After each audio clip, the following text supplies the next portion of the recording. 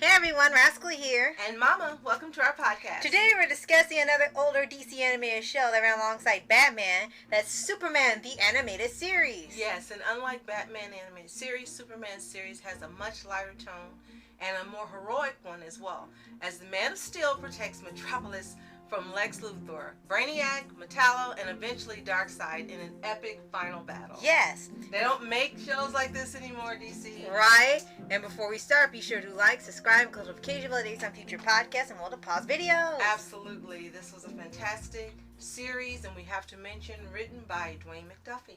Yes. And actually quite a few people got in here too. Of course, like Bruce Timm and Alan Burnett.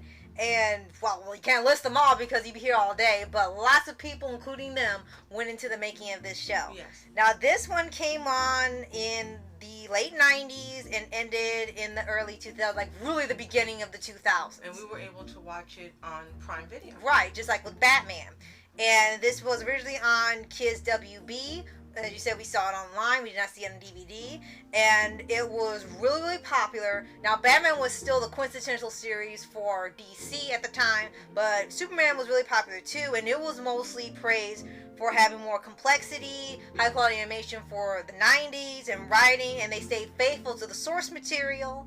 They have fantastic voice actors. They modernized it just enough where it didn't feel like you were being overhauled. They were being overhauled, and they actually had more mature subject matter that was supposed to be for kids, and they weren't talking down to their audience. And it also showcased the beautiful stylings of Bruce Timm's. I'm sorry.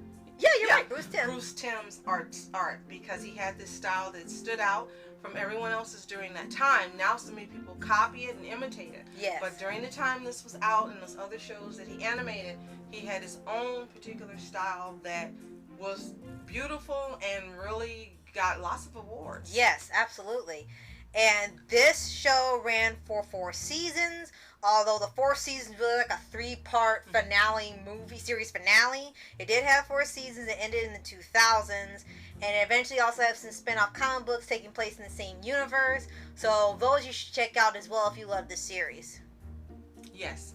I also like that there was humor that was packed within here as well. Right. Within all those other elements, you had some humor that stuck out here and gave you nice lightheartedness that was needed at certain times. How right. Now Rascal says, well, we got this joke episode. It's comedy. That means the next episode is going to be hard-hitting. It's going to be serious. Yep. Somebody's probably going to die. Yeah. Well, the good thing is in here, that's not the case. Right. This is still where you would get some of that lightheartedness within the episode. Right. And the only time it wouldn't be is when it was of a dark subject right. matter. Or when Darkseid invaded, and that was the hardest one. Exactly.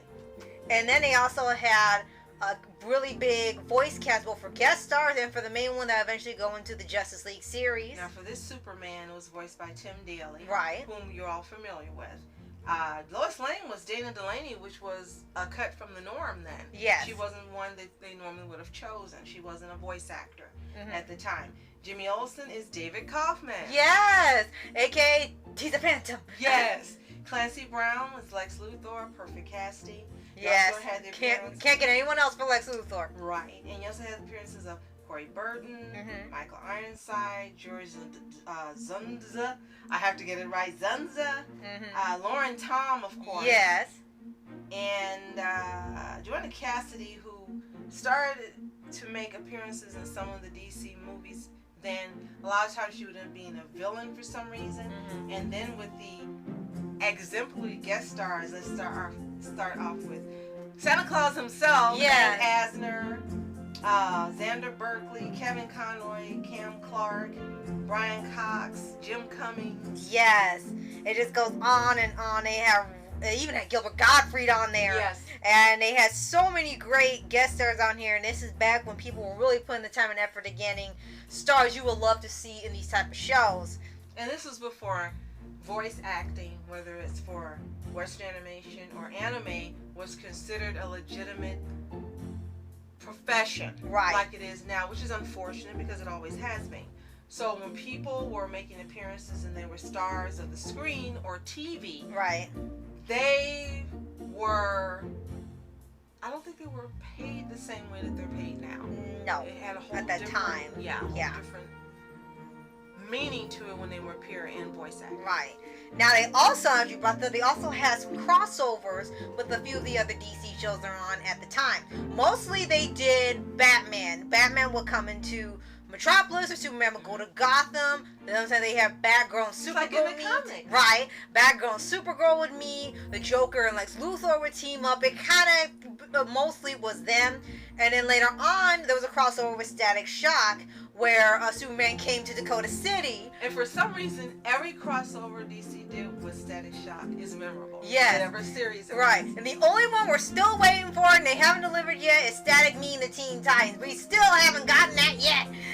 So, yes, when they did the crossovers, they were still exemplary. They didn't feel like they were shoehorning in other shows. They seemed to really seamlessly fit in with there because they're all in the same universe. They just felt like, hey, these two heroes coming together. They're not going to be fighting for 2 hours straight. Right.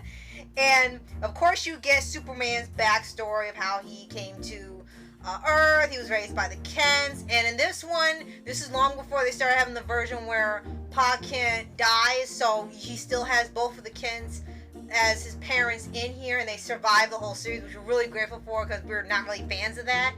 And just about all of the rogues gallery before Superman coming here, like we mentioned, Metallo, of course Lex Luthor has to be in there, and Gabby's character, what's his name again? Mixaplix? Yes. Mixaplix, and just tons and tons of others and one-off villains, but they were all memorable. Mm-hmm. And I would say if you watch on the CW Superman and Lois, the Lois in this series really is the closest match to me that they went in developing her character for Superman and Lois is this Lois Lane, voiced by Dana Delaney. Yes. I definitely can see where almost all of her personality, the way she talks, the way she behaves, her strength, her character, are based on this particular Lois Lane. Yes, you're right.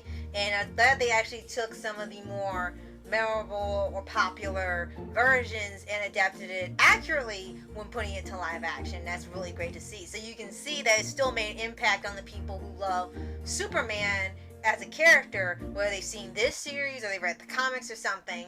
They have still kept the integrity of Lois intact. Right. So I'm really grateful that we got to see this series long after it had aired, or gone off air, I should say. And it was very enjoyable, and you could see why it was well loved. You could definitely see the hand of Dwayne McDuffie in here, with the values and the morals and the strong characters, whether they were superheroes or villains. You could see the development of characters. You could see when they were faced with a crisis, they were looking at things from all angles, how they always took into account not just their own desires and needs, but looking at the world as a whole, which he had a wonderful way of doing in his writing. And this is really one of the big stamps that you can see his influence on very strongly. Yes. And usually when we get to these DC shows, we usually have like a favorite episode. Well, for Superman, it was a little harder to pick one because of Batman. There are so many ones we could consider the best or our personal favorites. Superman, nothing is out of the ordinary with Superman, nor are they planned or forgettable. It's just that there were so many great ones that showed his character, and everything you just said about the writing of Dwayne McDuffie, that it's really hard to pick one. If I did have to really selectively choose one or two, first one would be when he had crossover with the Flash, and it's supposed to be race and see who was really the fastest man alive, him or Flash, and Flash is a little cocky in this episode. And then the other one would be when it got towards the end of the series and they had to fight Darkseid. And this before the Darkseid was really, really overpowered now, whereas to the extent of can he leave? And they made it still a challenge in the event. It was still a challenge to beat him, and it was touch and go, and you knew that the guy was going to win. You just had to figure out when it was going to happen.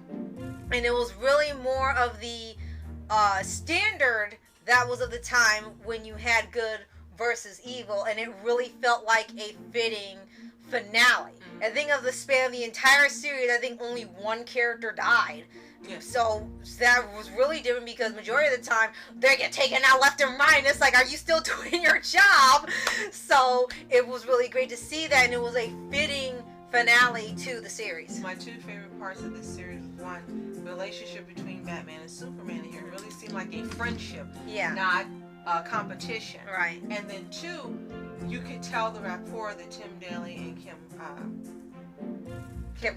Conroy, thank you. I was mixing the names up. Yes, that Conroy and Daly had with each other, and that made it feel really genuine, and you really liked it. Even when they had a disagreement, you could tell within it that they had built this rapport as voice actors, and it just really worked.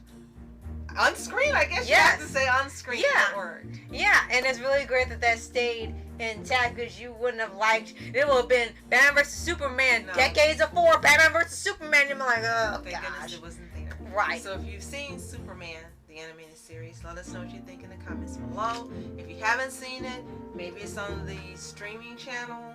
Or HBO Max probably by possibly. now. And it may be available on Amazon to purchase. We're not sure, but we did see it on Amazon Prime. It was great. You got to see it without paying anything extra, and it was a great experience. So you can check there to see if it's still available as well. Actually, you're right. They have all 4 seasons available plus a complete series set. So however you want to collect it, you can do it. Or if you want to stream it HBO Max, you got that too.